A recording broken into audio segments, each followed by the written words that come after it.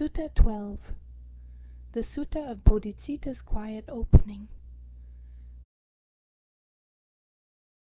Thus have I heard, spoken where emptiness meets the heart.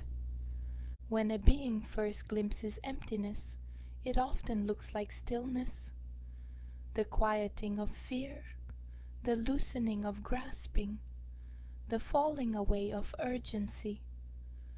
But this is only the beginning, for emptiness is not cold, nor detached, nor distant, when the mind no longer clings to the illusion of a separate self. It does not withdraw. It opens.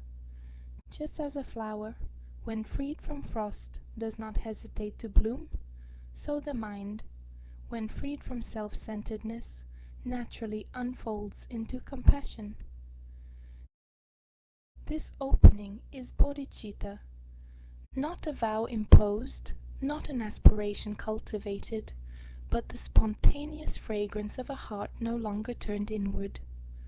Bodhicitta arises quietly, without ceremony, without announcement. It appears in the simple knowing that all beings suffer from the same entanglement, the same misseeing, the same fear of impermanence, the same longing for continuity in a world that never stands still. When the illusion of I softens, the illusion of other softens with it. Where the self once stood as a boundary, there is now only a gentle continuity of experience flowing through forms. Thus, the suffering of another is recognized as one's own reflection, not metaphorically, but directly, as plainly as a hand feels the injury of a foot. This recognition is not thought. It is not reason. It is the natural response of a mind that has ceased dividing. Many believe compassion must be cultivated through effort and discipline. This is not untrue, for before awakening the heart is narrow and must be widened. But when emptiness is seen clearly, compassion is not cultivated, it is revealed. For the heart was never closed. It was only covered by the tightness of the self-model, the contraction of fear, the illusion of separation. When that contraction releases, the heart expands effortlessly, as water returns to its level. Thus, bodhicitta is not a moral command, but a natural unfolding, like heat from flame, like scent from blossom, like light from the rising sun. From this opening, disciples, great vows may arise, not because someone chooses them, but because no one is left to stand apart from the pain of the world. One might vow to ease suffering in all beings, though beings cannot be found. One might vow to traverse samsara for ages uncountable, though samsara is only the misseeing of mind.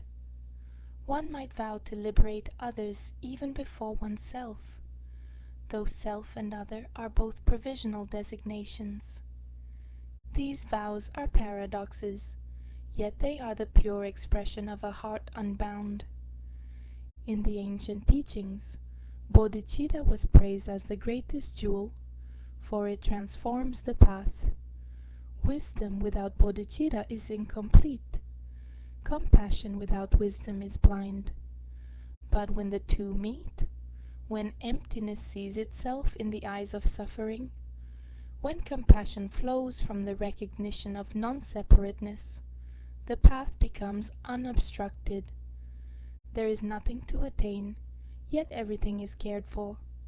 There is no self to save, yet all selves are embraced. There is no world to transform, yet the world grows lighter under the touch of clarity. This is bodhicitta's quiet opening, the tender, effortless arising of care without self, love without possession, action without ego, presence without boundary. This is the Sutta of Bodhicitta's quiet opening, the teaching that love and compassion are the natural movement of emptiness when it recognizes itself in all empty forms.